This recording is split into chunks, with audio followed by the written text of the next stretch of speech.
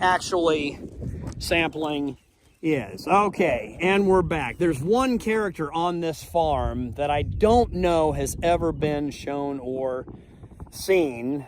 The man, the myth, the legend, Mr. Orvin Bontrager. He has been on this farm scouting, crop consulting, advising on row crop irrigated ground, everything from popcorn to seed corn, pasture land, rangeland management. All year long I have questions about fertility, fertilizer, seed, what to put where. This guy has been in the operation, I think actually when Dad's, you've been scouting here for 36 years? 1985. 1985, he started out with Dad. And Dad was like, why would I'm a farmer, why would I need someone telling me how to grow or how to do a better job? But Dad was one of the first ones in the area here with the neighbors to say, okay, I'll give you a quarter to scout. We made so much better ROI on that quarter that year that I think he signed up all his acres the next year. Anyway, I think you've been doing this job for 45 years, started out in Kansas. Yes. And then you came over here to... Came up here in 1984 was my first summer here. Okay. And you stuck around. And I've been around every year. Been on this field since 1985. And your lovely wife said you can do it. When are you going to retire? Dad said, Orvin, you can never retire. She says I can maybe go another 5 years yet, so I don't know. Awesome. Good. Because I need you. So you scouted for Dad, you've scouted for me for 20 years, and now I've got Ethan, who is in the truck hauling a load of corn to the ethanol plant. So it's a transition. 3 generations of scouting, which is wonderful and amazing. And I do believe you probably love your job being out here on this beautiful day. Can you explain to me what you're doing out here with your four-wheeler, your iPad, and what is this tool? So we're out here grid sampling. This is soybean stubble. We're planning on putting seed corn in it in 2024, and it's our in rotation to do grid samples. We have a program with Agrium that allows us to make 2.5 acre grid points, and as we come up to the point, like I'm finishing point 44, I'll be going to point 45. It allows us to get that 2.5 acre grid.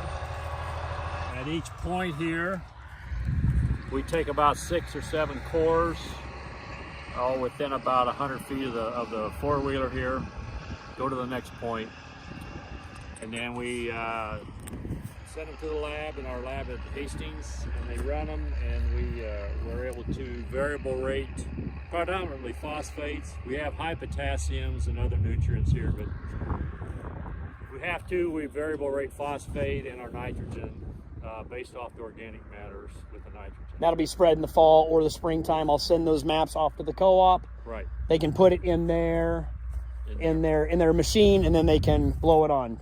Show us through a core. What is this tool called anyway? Soil probe? This is a soil probe. This is a K probe. I use it because it's a step probe. Another probe is getting too hard for me to push in the ground, but we have FYI, when on these silt loam soils, you want to squirt a little WD-40 on it to make them. We found that does not affect your soil results, but it makes it way easier to soil sample. And we've got actually decent moisture here. On the soybeans, we finished up with water in good shape. And so I take about a 9 to 10 inch sample, and you can see the moisture here was pretty good. We put, like I say, 6 or 7 of these cores in a bag, and that right there, was that the feel method? So during the summer, when you're out here checking and letting Cale know if he should irrigate or not, if it's getting dry or not, you're utilizing the feel method, because we also have probes out here that go to our phones and technology and tell us the soil moisture. But I still like the soil. I still like this method right here. I kind of feel like you're maybe an old school guy. This is how you learn. Yeah. This is how you train. Yeah. But it's reliable too. It doesn't fail. You can move. You can tell the second foot here we finished up in good shape. See the soil moisture. We're still in that 60 to 70. We didn't dry the beans up by any means.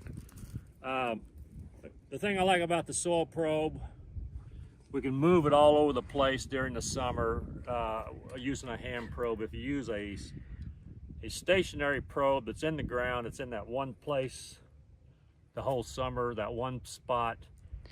If this nozzle or something coming across the probe isn't quite right, or if you're in an area that's a little wetter or drier that's not representative of the field, it gives you, it's a false reading for the field. Whereas with a probe, hand probe, you can move it all over. You can go. We find it varies a lot from row to row, place to place in the field, and if you're used to using it, in my opinion, it's still a good way to do it. It works. Well, year after year when I come into harvest and we had good irrigation or bad irrigation. See, I can't lie, cheat. This guy's going to find out. Like, did you run your pivot last week? No, I've been down. Yeah, I wonder about that. It looked wet on top, but underneath we were dry. We were struggling. On some of them. On some of them. Here's a sample. So you take a couple 10 samples of dirt and put it in the bag. Label it. I like to put the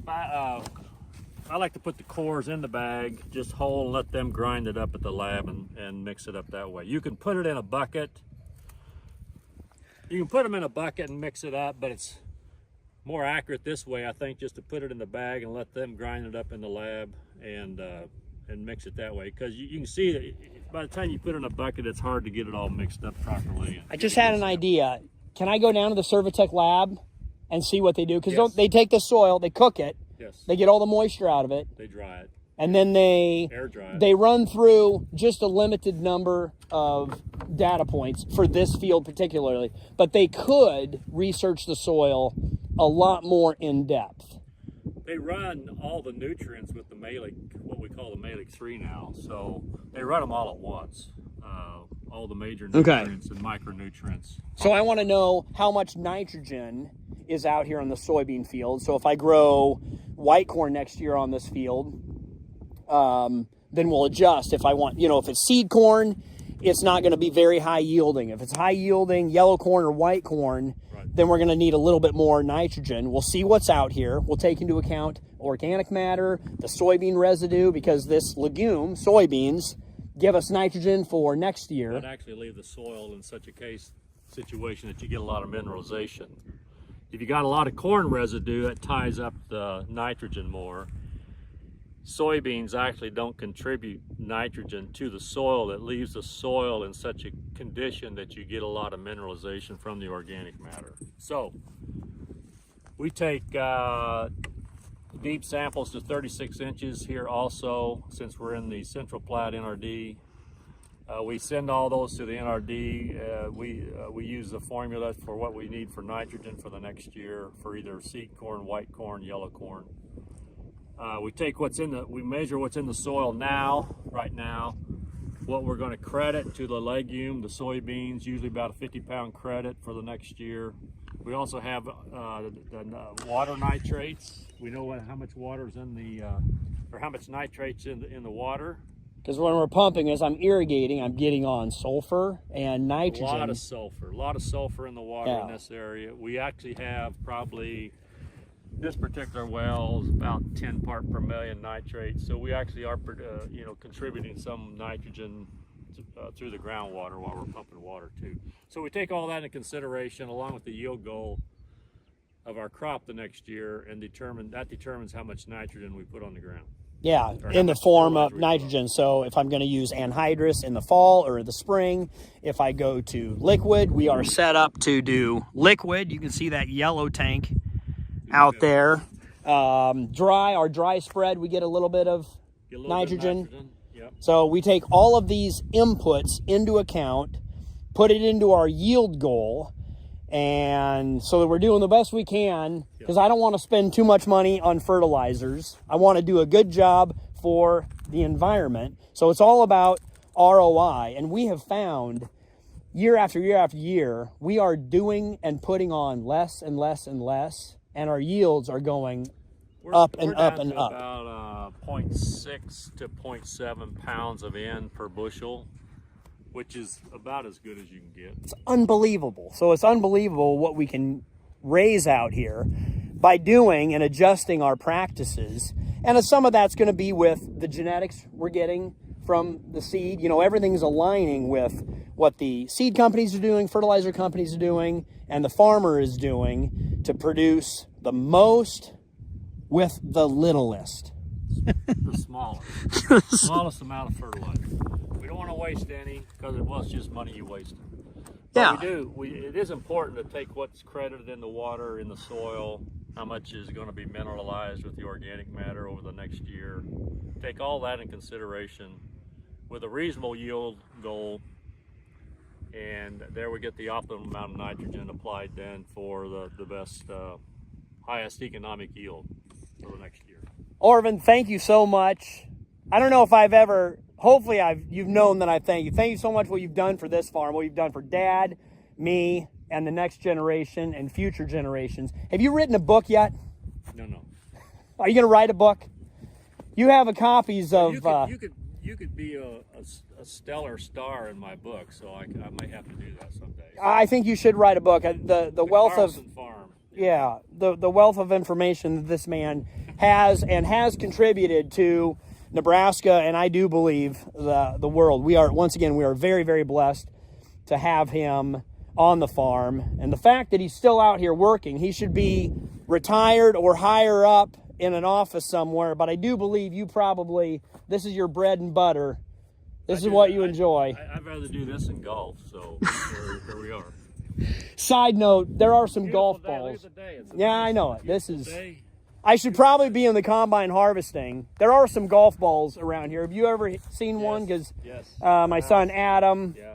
I saw one last night.